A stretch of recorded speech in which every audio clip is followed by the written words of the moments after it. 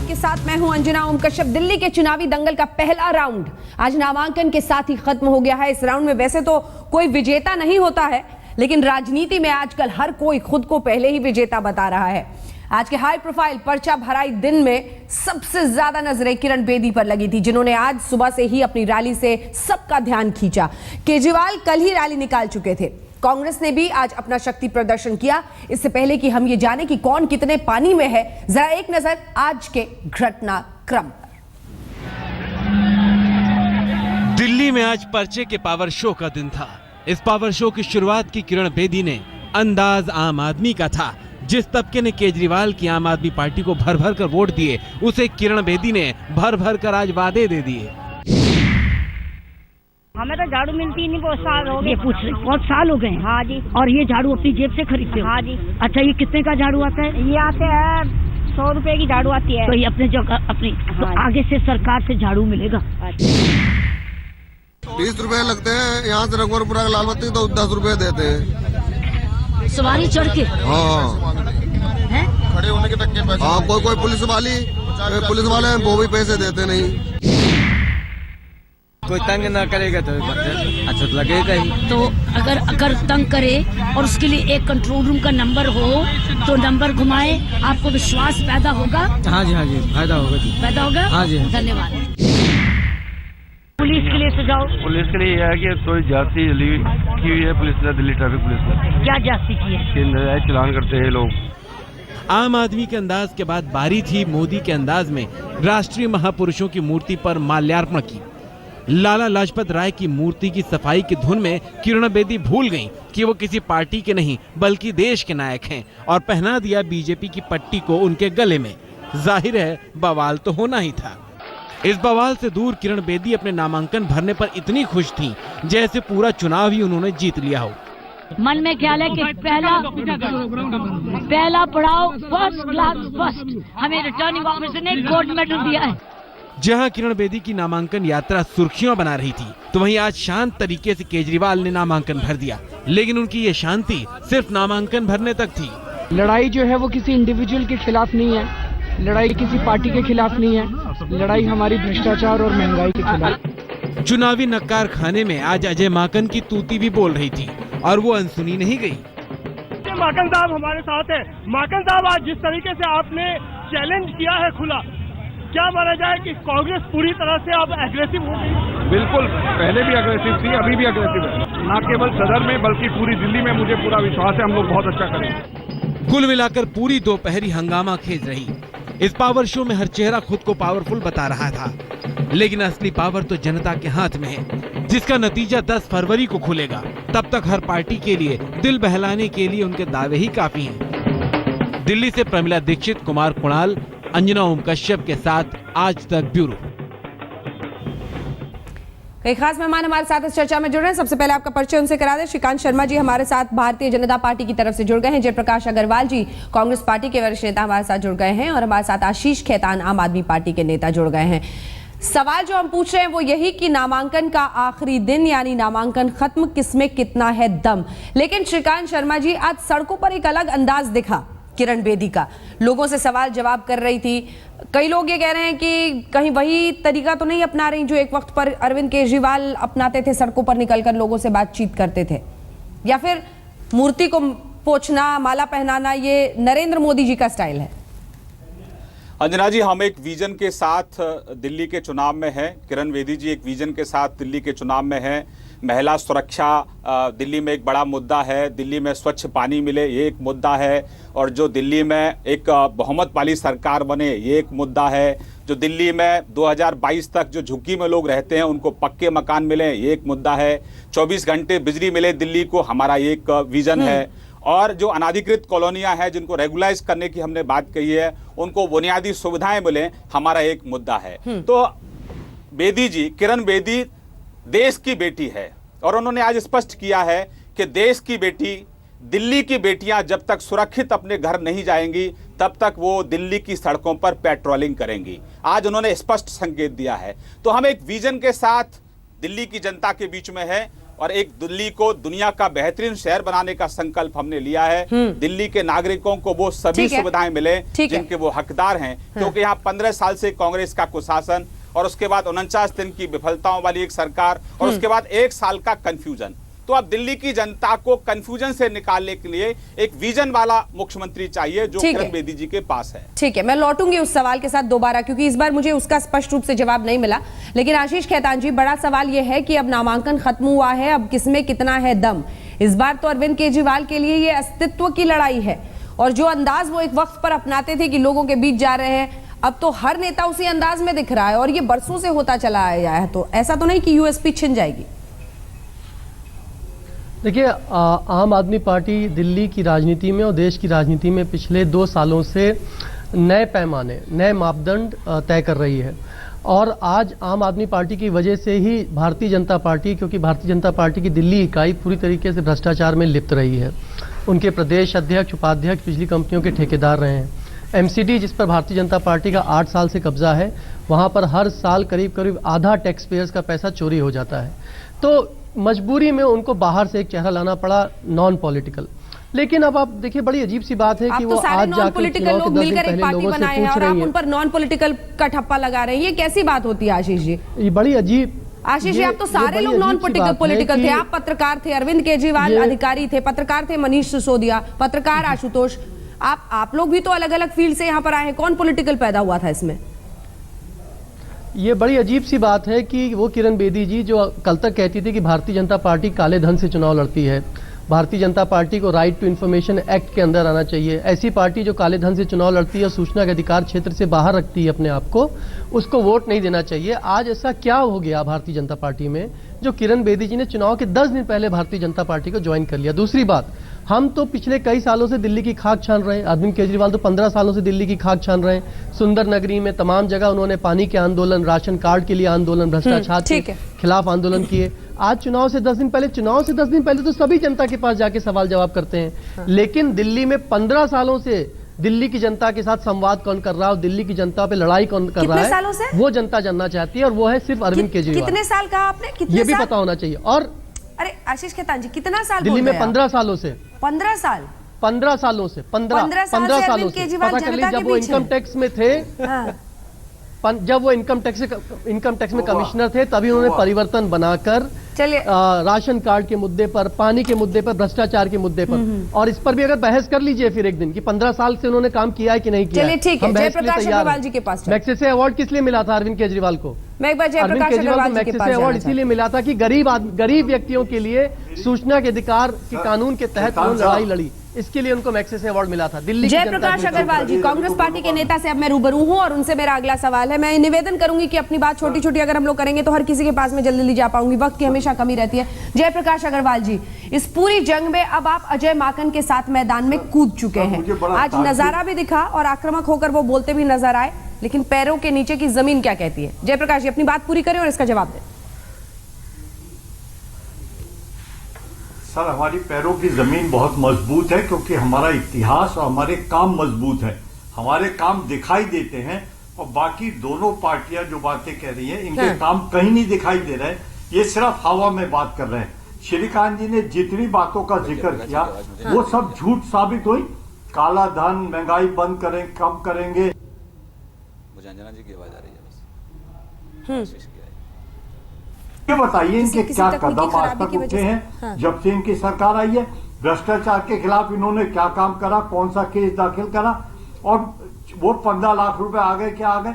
दिल्ली एक बड़ा खूबसूरत शहर है जिसको समझना पड़ेगा। अब ये माफ करिए, बेदी जी को लाए हैं, उनको दिल्ली के बारे में कुछ नहीं मालूम। पुलिसिया डंडे से दिल्ली पे राज नहीं किया जा सकता। ये राजनीतिज्ञों की दिल्ली है जिनका दिल धड़कता है दिल्ली वालों के लिए कि हम उनके लिए काम करें, गरीब आदमी के लिए काम करें, उनके लिए खड़े हों, उनकी समस्या को दूर करें। डंडे मारकर पुलिस, सर एक सेकंड, डंडे मारकर पटरी वालों को बैठाना, पुलिस वालों पे डंडे चलाना, ये अलग काम है। लेकिन दिल्ली को खूबसूरत तरीके से किस तरह बसाया जाए और कहाँ कितना पैसा लगेगा, किन जरूरतों की जरूरत है, किन चीजों की जरूरत है, उस पर ध्यान देने की जरूरत है। श्रीकांत शर्मा जी वो कह रहे हैं कि उन्होंने खूबसूरत बनाया, आप डंडा चलाने की तैयारी कर रहे हैं किरण बेदी को लाकर। देखिए, जयप्रकाश अग्रवाल जी की पार्टी तो जमीन पे तो है नहीं। टीवी स्टूडियो में निश्चित रूप से इनकी उपस्थिति दर्ज होती है, क्योंकि इन्होंने सरेंडर कर दिया आम आदमी पार्टी के सामने। जिस पॉलिटिकल पार्टी ने एक बड़ी पॉलिटिकल पार्टी, जो देश की सबसे बड़ी पॉलिटिकल पार्टी है, वो एक किसी एनजीओ के सामने अगर समर्पण कर दे तो इससे स्पष्ट होता है कि उनका विजन क्या है, उनकी आगे की सोच क्या है। खैर, कांग्रेस के बारे में बोलने से समय जाहिर होता है। मैं आपको मुख्य मुद्दे पर आता हूं। ये विजन लेकर किरण बेदी जी दिल्ली की जनता के बीच में है, और उन्होंने आज आपको संकेत दे दिया है कि दिल्ली की सरकार 9 बजे सड़कों पर निकलेगी। और मैंने कहा कि देश की बेटी है किरण बेदी, वो हिंदुस्तान की पहली आईपीएस महिला ऑफिसर हैं। उनके बारे में जिस तरह से टिप्पणी कर रहे हैं, इनके नेता महिला सशक्तिकरण की बात करते हैं और आप महिलाओं बाकी जो काम कर रहे हैं अलग-अलग पार्टियों में है, वो देश के दिल्ली की सड़कों पर उतरेगी, दिल्ली की सड़कों पर उतरेगी जी देश की बेटी। और जब तक दिल्ली की बेटी सुरक्षित अपने घर नहीं चली जाएगी, तब तक वो दिल्ली की सड़कों पर पेट्रोलिंग करेगी। एक विजन है दिल्ली को लेकर, एक विजन है दिल्ली को लेकर, और हम तो दिल्ली दुनिया का बेहतरीन शहर बने संकल्प के साथ जनता के बीच में है। और जहां तक आम आदमी पार्टी है और या कांग्रेस पार्टी है, ये तो नकारात्मक सोच के सिंबल बन चुके हैं कि नकारात्मक सोच के अलावा इनके पास चलिए, ये आपका आरोप है, ये आपका आरोप है, और जयप्रकाश जी भी इस पर जवाब देना चाह रहे हैं आशीष खेतान जी के पास, लेकिन मैं पहले आऊंगी। लेकिन अब किसमें कितना है दम, इसी इम्तिहान की बारी है। सीधे रुख करते हैं। श्रीकांत शर्मा जी ने अपनी बात रख दी, और अरविंद केजरीवाल के बारे में एक बात कही जाती है हमेशा से आशीष खेतान जी, कि एक उनका खास तरीका रहा है, जब वो मंच पर बोलते भी हैं तो यकीन नहीं होता कि वही आईआरएस हैं जिनसे वो हम लोग पहले रूबरू होते थे। अब जीतना उनका मकसद है, और इसके लिए उनका अंदाज भी नाटकीय होता है। बीते दिन चुनाव आयोग के नोटिस के बावजूद उन्होंने कहा कि मैं कहता हूं कि पैसे दोनों से ले लो, वोट हमें दे दो। तो ये अंदाज जानबूझ के सिर्फ जीतने के मकसद के साथ खेला जाता है ना। ऐसा है कि जीत और हार महत्वपूर्ण नहीं है। बात है कि दिल्ली की जनता के मुद्दे का हल निकलना चाहिए। घर घर पानी पहुंचना चाहिए, बिजली के दाम कम होने चाहिए, महंगाई कम होनी चाहिए, भ्रष्टाचार खत्म होना चाहिए, दिल्ली के युवाओं को रोजगार मिलना चाहिए। श्रीकांत जी ने भी बड़ी बड़ी बातें करी और कहा कि किरण बेदी जी के पास विजन है। मैं पूछना चाहता हूं कि किरण बेदी जी की विजन क्या है। हाँ। ये हर चुनाव के पहले यही बोलते हैं कि महंगाई कम करेंगे, बहुत हुई महंगाई की मार, बहुत हुई बिजली पानी की हाहाकार। बिजली के दाम तो आपने 22% बढ़ा दिए। आज आलू और प्याज तो महंगा बिक रहा है, गोभी 40 रुपए किलो बिक रही है। हर गली हर मोहल्ले में भ्रष्टाचार है, हर सरकारी दफ्तर में भ्रष्टाचार है। तो ये सपने दिखाते हैं, ये लॉलीपॉप दिखाते हैं, हमने रेगुलराइज कर दिया। अरे साहब, सारा भ्रष्टाचार हो गया था जब आप सत्ता में थे। भ्रष्टाचार आप पूछ लीजिए, कागज की टोपी निकालकर जो सरकारी दफ्तर में 49 दिनों में जाता था, क्या उससे रिश्वत मांगी गई? क्या दलाल सरकारी दफ्तरों से भाग नहीं गए थे? जयप्रकाश अग्रवाल देने से पहले लोग डरते नहीं थे 49 दिनों में? आज क्या वो दिन है? आज भारतीय जनता पार्टी ने एमसीडी को क्या बना रखा है? दिल्ली को कूड़े का ढेर बना रखा है, एमसीडी को भ्रष्टाचार का अड्डा बना रखा है। और क्या विजन है किरण बेदी जी की, उस पर चर्चा करें। किरण बेदी जी बहस के लिए आ रही है। अगर किरण बेदी जी के पास विजन है तो किरण बेदी जी बहस के लिए आ जाए। ठीक है आशीष जी, ये सवाल मैं पूछ लूंगी श्रीकांत जी से, ये सवाल पूछ लूंगी श्रीकांत जी से। आशीष जी, एक सेकंड, जयप्रकाश जी को बोलने दीजिए। जयप्रकाश जी, जनता तय करे। श्रीकांत जी ने कहा किरण बेदी तो देश की बेटी है, तो बाकी जो लोग राजनीतिक पार्टी में काम करते हैं वो देश के बेटे बेटियां नहीं है? वो क्या अमेरिका लंदन से आए हैं? जिन लोगों ने सड़कों पे 50-50 साल बिताए हैं वो तो आज बेकार हो गए, और जो आज पुलिस की नौकरी छोड़ के और अलग काम करने से आज राजनीतिक पार्टी में आई हैं, वो देश की बेटी हो गई जिनका नामांकन खत्म। अब किसमें कितना है दम? सवाल ये भी है कि क्या किरण बेदी जिस अंदाज में आज सड़कों पर नजर आई हैं वही अंदाज उन्हें जिताएगा? तो इसमें आम आदमी पार्टी कहां पर पीछे छूटी हुई दिखाई देती है? सभी खास मेहमान हमारे साथ बने हुए हैं, लेकिन एक बार मैं आपके पास आना चाहती हूं आशीष खेतान जी और श्रीकांत शर्मा जी, दोनों से इस पर मैं दरअसल रिएक्शन लेना चाहती हूं। श्रीकांत शर्मा जी, बहुत दुख जाहिर किया है अन्ना ने और कहा है कि अब जन लोकपाल की लड़ाई मैं अकेले ही लड़ना चाहता हूं। इसका मतलब समझते हैं आप? जन लोकपाल धरना वाली ही थी, धरना ही करती थी किरण बेदी भी एक वक्त पर, जब वो इंडिया अगेंस्ट करप्शन से जुड़ी हुई थी। अब उन्हीं को आपने यहां पर लाकर चेहरा बना दिया है, तो कुल मिलाकर वो भ्रष्टाचार के खिलाफ जंग भी अब एक पार्टी की हो गई है। देखिए, भ्रष्टाचार के खिलाफ पूरे देश भर की जंग है, और ये जंग का ऐलान रामलीला मैदान से शुरू हुआ था, लेकिन दुर्भाग्य है कि जिस रामलीला मैदान से भ्रष्टाचार के खिलाफ जंग का ऐलान हुआ था और जिस पॉलिटिकल पार्टी के भ्रष्टाचार के खिलाफ जंग का ऐलान हुआ था, उसी रामलीला मैदान में केजरीवाल ने उसी पॉलिटिकल पार्टी के समर्थन से मुख्यमंत्री की पद की शपथ ले ली। जो व्यक्ति इस तरह का व्यवहार करता हो तो निश्चित रूप से दुख तो होता ही है। और जो व्यक्ति देश के संविधान में भरोसा नहीं करता है, जो व्यक्ति सरेआम दिल्ली की जनता का अपमान कर रहा है कि आप रिश्वत ले लो, कांग्रेस से भी ले लो, बीजेपी से भी ले लो, नहीं दे तो घर से ले लो, चुनाव आयोग नोटिस दे रहा है, फिर उसको रिपीट कर रहे हैं। जो व्यक्ति जम्मू कश्मीर पर पाकिस्तान की भाषा बोलता हो, जो व्यक्ति यहाँ 26 जनवरी की परेड का विरोध करता हो, जो व्यक्ति इस देश के संविधान में भरोसा ना करता हो, जो व्यक्ति अपने आप को अराजक कहता हो, वह व्यक्ति डिजर्व ही नहीं करता कि उस व्यक्ति के किसी भी सवाल का जवाब दिया जाए। जवाब दीजिए अन्ना जी की बात है, अन्ना जी की बात है, अन्ना जी का जो जन लोकपाल बिल था हूबहू वही बिल उत्तराखंड की सरकार लेकर आई। समझ रहा और हूँ अन्ना कि जी बड़े उनका परेशान सम्मान है करना बेचारे, चाहते ये लोग थे पिछले खंडूरी जी का। 7-8 महीनों से परेशान रहे हैं। पहले तो ये हमारी पार्टी के एमएलए को खरीद कर सरकार बनाना चाहते थे। हो गया शर्मा जी, शांत हो जाइए, खामोश हो जाइए, खामोश हो जाइए, खामोश हो जाइए भाई, खामोश हो जाइए, 7 महीने की भाई सरकार शांत हो पर जाइए। एक आरोप भ्रष्टाचार जोर जोर चिल्लाने से झूठ सच नहीं हो जाएगा। ये संकल्प है नरेंद्र भाई मोदी अरे जी का, ये भाई विजन है उनका। जोर जोर चिल्लाने से झूठ सच नहीं हो जाएगा, शांत हो जाइए, दूसरों को भी बोलने दीजिए। ये हमारा संकल्प है, सुशासन, विकास, हाँ संकल्प है, बहुत बढ़िया, बहुत अच्छे, बहुत अच्छे, ये हमारा बहुत बढ़िया, बहुत शानदार, समाप्त। तालियां बज गई तालियां। और एक तरफ विफल। अरे भाई आप चुप करा पाएंगे कि आप इनको श्रीकांत जी पूरी तरह से विफल। केजरीवाल का जो कैरियर है वो पूरी तरह से विफल। मैं पूछता हूँ, भ्रष्टाचार की बात करते हैं, उन्होंने अधिकारी रहते कितने लोगों के खिलाफ एफआईआर ऐसा है? अगर आप ठीक है, एंकर कर रही हैं तो आपको कंट्रोल यही करना चाहिए सवाल डिबेट। हम सीधे आशीष अगर आपने खेतान जी से दूसरे को पूछे। श्रीकांत जी, अगर आप नहीं कंट्रोल कर पा रही हैं तो दूसरों को मत बुलाइए डिबेट पर आप। एक सेकंड, आशीष खेतान जी थोड़ा सा संयम बरते, किसी को रोकने में, आवाज जाने में कुछ दिक्कत जा रही थी। संयम बरत रहा हूं, मैं तो चुपचाप बैठा हुआ हूं। आशीष खेतान जी, मैं आ रही हूं अब आपके पास, सवाल के साथ आ रही हूं, इस सवाल का जवाब दीजिएगा। आपस में ये आरोप प्रत्यारोप का खेल आप लोग मत खेलिए, सवाल का जवाब दीजिए। और वो सवाल ये है जो वो कह रहे हैं कि क्या भ्रष्टाचार के खिलाफ कोई कार्रवाई करते हुए अरविंद केजरीवाल नजर आए ना आए। लेकिन इसी के साथ मैं ये सवाल जोड़ना चाहती हूं कि अन्ना के दर्द को कम से कम आपको तो समझना चाहिए था। अरविंद केजरीवाल वही शख्स हैं जिन्होंने पार्टी बनाने के बाद भी, जब मैंने खुद उनसे बात की थी, वो कहते थे कि नहीं, अन्ना मेरे लिए माननीय है, वो चाहे जितना भी मुझे डांटे फटकारे, लेकिन मेरा सम्मान उनके लिए बना रहेगा। वही अन्ना आज ये कहने पर मजबूर हो रहे हैं कि जन लोकपाल दोनों ही भूल गए, अब ये लड़ाई मुझे अकेली लड़नी होगी। अब 5 साल केजरीवाल का गाना गूंजता है गलियों में, जन लोकपाल तो गया। हम ना जन लोकपाल भूले थे, ना जन लोकपाल भूलेंगे।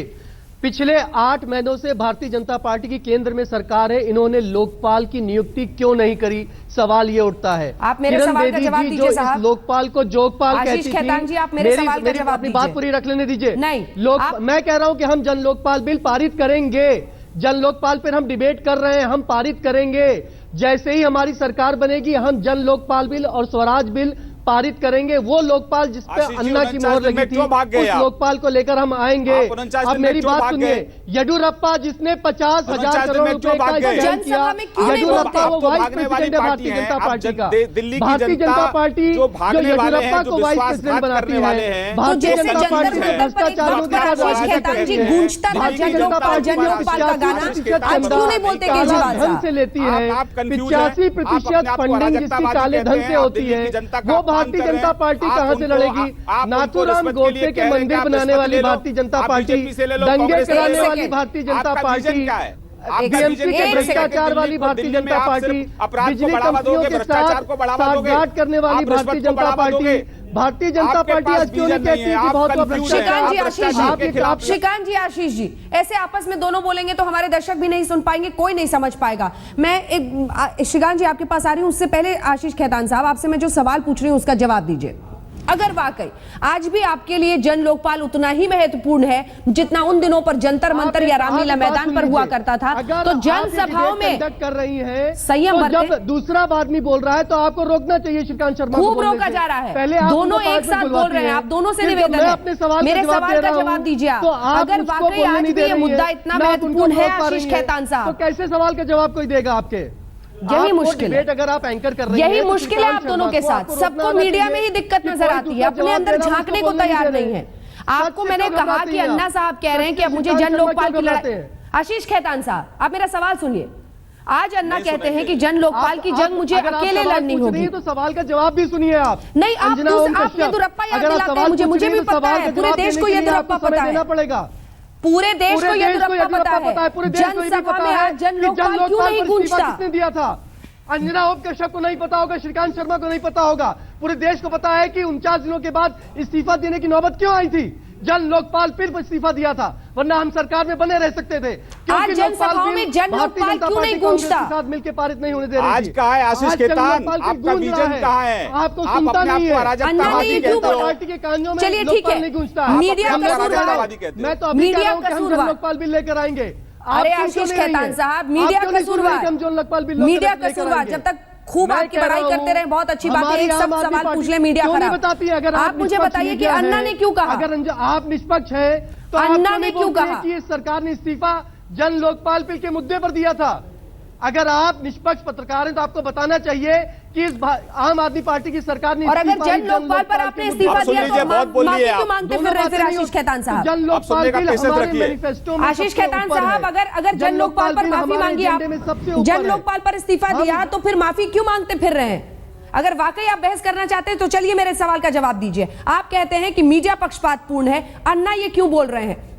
अन्ना भी अब आपको रंगे हुए दिखाई दे रहे हैं। नंबर 2, आप कहते हैं कि हमने इस्तीफा जन लोकपाल पर दिया, तो माफी क्यों मांगते फिर रहे? फिर नहीं करने दे रही है। जनता से हमें पूछना चाहिए था कि अब हम क्या करें। हमारी माफी इसलिए है क्योंकि हम जनता के बीच में दोबारा नहीं गए सरकार में इस्तीफा देने से पहले। बचने की कोशिश है ये आपका जवाब। आशीष खेतान, आपने मुझे बताया कि अन्ना क्यों बोल रहे हैं? कहिए कि अन्ना भी आप पक्षपातपूर्ण हो गए हैं। निष्पक्ष तरीके से आपको मालूम है कि आपके पास ईमानदार बिल्कुल निष्पक्ष तथ्य रख रही हूं। जब भी सवाल पूछा जाता है आपको गुस्सा आ जाता है। पूरे तथ्य रखिए। अगर सवाल पूछ रही है तो पूरे तथ्य रखिए। आपको कहना चाहिए कि ये आम आदमी पार्टी थी जिसने इस्तीफा दिया जन लोकपाल के मुद्दे पर। आज आपकी सभाओं में जन लोकपाल का वो गाना नहीं सुनाई देता जो मुझे एक वक्त पर जंतर मंतर और रामलीला मैदान पर सुनाई देता था। साहब, आपने नहीं सच का सामना कीजिए। हम जन लोकपाल भी लेकर आएंगे। हम सारी सभाओं से कह रहे हैं आप सच का सामना करिए। हम हर सभा से कहते हैं कि हम जन लोकपाल बिल लेकर आएंगे। आपके कानों में तक क्यों बात क्यों नहीं पहुंचती है? आपके कानों में क्यों मांग रहे हैं फिर? है कि आम आदमी पार्टी अरविंद केजरीवाल भरोसा क्यों किया जाए? से कह रहे हैं कि वो जन लोकपाल लेकर आएंगे। अरे आपने विश्वासघात किया, आपने अन्ना के साथ विश्वासघात किया, आपने दिल्ली की जनता के साथ विश्वासघात किया, आपने दिल्ली की जनता के साथ विश्वासघात किया। जिसने गांधी आप शहीदों का अपमान करते हैं, आप जम्मू कश्मीर पर पाकिस्तान की भाषा बोलते हैं, आप कह रहे थे दिल्ली की जनता को, दिल्ली की जनता को आप रिश्वत के लिए कह रहे हैं कि आप पैसे ले लो और वोट हमको दे दो। आप पर भरोसा जनता क्यों करे? जिससे आप भ्रष्टाचार के खिलाफ आपकी लड़ाई बंद हो गई। आपके पास नेतृत्व नहीं, आपके पास कंफ्यूजन है। जब किरण बेदी जिस दिन से आई है उनके पास एक विजन है, उनके पास एक अनुभव है, 40 साल का उनके। श्रीकांत शर्मा जी, ये भी एक सच्चाई है कि एक लोकप्रिय चेहरे की वजह से आपने किरण बेदी को लाने की सोची कि अरविंद केजरीवाल के खिलाफ आपको उनको खड़ा करना है। उनका अंदाज, उनकी लोकप्रियता काम आएगी। ये भी एक रणनीति का हिस्सा है, इसको आप स्वीकारें ना स्वीकारें। एक पब्लिक डिबेट से आखिर क्यों बचा रहे हैं आप लोग किरण बेदी को? मैं इसलिए कह रही हूं क्योंकि परसों तक जब उनसे सवाल पूछा गया तो वो कहती थी हाँ ठीक है डिबेट कर लेंगे, फिर अचानक लगता है पार्टी से उन्हें कह दिया गया नहीं। आखिर एक सार्वजनिक बहस से क्यों बचा रही है आपकी पार्टी किरण बेदी को? जवाब दीजिए।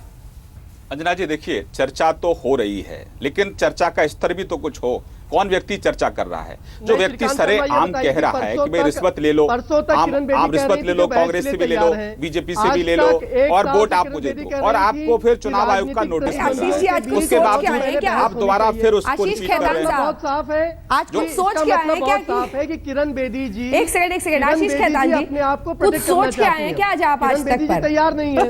अरे आशीष खेतान जी, एक सेकंड, तैयारी आशीष खेतान जी, आप कुछ सोच क्या है क्या आज तक पर? आपको ये पूछना चाहिए। मैं उनसे पूछ रही हूँ कि जब वो तैयार थी तो आप लोगों ने क्यों बचाया उनको? थोड़ा मुझे भी मेरा काम कर लेने दीजिए। अब आपने पत्रकारिता से संन्यास लेकर ऐसा है कि बहस के टर्म्स पॉलिटिक्स में जाने का फैसला लिया है। कर दिए। जब श्रीकांत शर्मा ने मुझे बोलने नहीं दिया तो मैं श्रीकांत शर्मा को बोलने नहीं दूंगा। अच्छा, तो ठीक है। श्रीकांत शर्मा ने, मैंने एक वाक्य बोला और श्रीकांत शर्मा ने मुझे बोलने नहीं दिया। मैंने नहीं इनके बीच में इंटरप्ट किया था, लेकिन जब इन्होंने आचरण किया और पूरा देश देख रहा है इनका आचरण, तो मैं ये कह रहा हूं कि भारतीय जनता पार्टी के प्रवक्ताओं आशीष खेतान जी, आप बहुत अपसेट हैं, आप बहुत अपसेट हैं। क्योंकि अरविंद के झूठों को आप डिफेंड ज्यादा दिन तक नहीं कर सकते। अरविंद के झूठों को डिफेंड आप ज्यादा दिन नहीं कर सकते। आप दोबारा से पत्रकारिता में आ जाइए, घर वापसी कर लीजिए, आप बीजेपी में मत आइए, पत्रकार दोबारा बन जाइए। आपका जो गुस्सा है, जो नाराजगी है वो दिख रही है, क्योंकि आप अरविंद के झूठों को ज्यादा दिन तक डिफेंड नहीं कर सकते। शांत कर लीजिए, आप बहुत एक्सपर्ट हैं, आप स्टिंग ऑपरेशन करने में एक्सपर्ट थे, आप स्टिंग ऑपरेशन अच्छा करते हैं।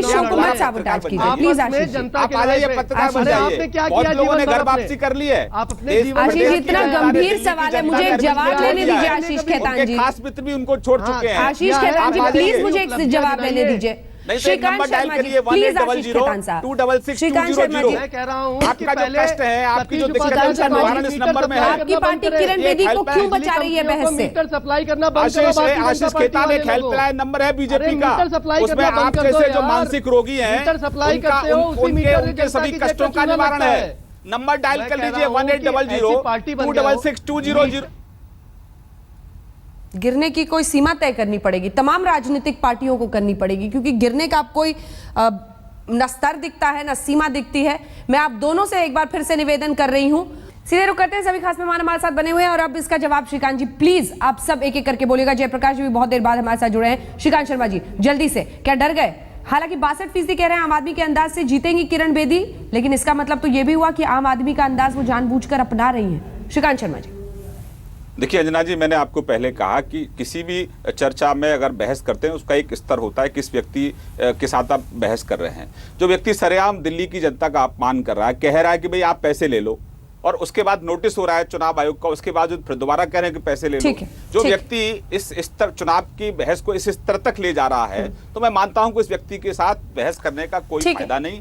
लेकिन लोकतंत्र में संवाद बहुत जरूरी है। जयप्रकाश अग्रवाल जी, बहुत देर तक आपसे कनेक्शन टूट गया सर, माफी के साथ आपसे मेरा सवाल, आप अपनी बात भी कहना चाह रहे थे, कहें।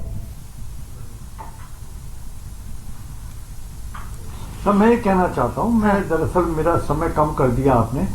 जो आप पार्टी है वो एक भानुमती का कुनबा है, जहाँ 2 साल पहले से एक पार्टी बनी, कोई विचारधारा नहीं है, कोई बैकग्राउंड नहीं है, कोई विजन नहीं है, बस सिर्फ पॉपुलर स्लोगन बोलकर वो चुनाव जीतने की कोशिश कर रहे हैं, और मुझे नहीं लगता धरातल पर वो कोई काम कर पाएंगे। ठीक है, बहुत बहुत मुश्किल है क्योंकि वक्त एकदम नहीं है, लेकिन एक लाइन में अगर इसका रिस्पॉन्स आप दे पाए आशीष खेतान, एक लाइन, ब्रेक लेना ही पड़ेगा।